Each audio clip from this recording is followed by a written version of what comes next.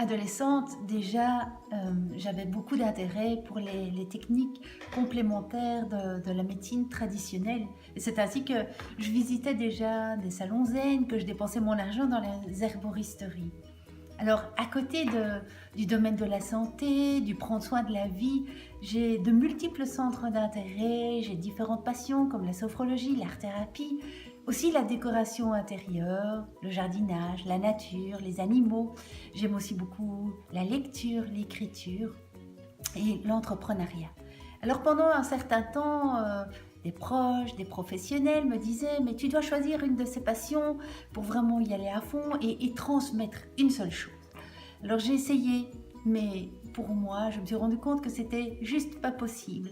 Parce que chacune de ces passions me permettent de me faire vibrer, de faire grandir cet élan de vie qui me permet de créer des activités que je peux alors vous proposer. Alors j'ai compris aussi que la vie n'est pas obligée d'être compliquée, d'être dure. En tous les cas, ça n'est pas obligé que ça dure longtemps. On n'est pas obligé de rester dans cette négativité. Au contraire, la vie, ça peut être quelque chose de beaucoup plus fluide, de beaucoup plus doux, agréable. Pour moi, prendre soin de la vie, c'est-à-dire prendre soin de moi, prendre soin des autres, de tous les êtres vivants, c'est quelque chose de non négociable. C'est moi ça.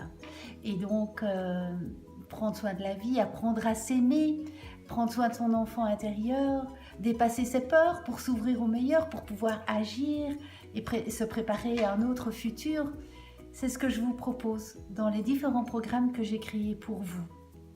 Alors je vous accompagne quand vous voulez, avec beaucoup de douceur, de tendresse, avec cœur. Je vous embrasse et je vous dis à bientôt.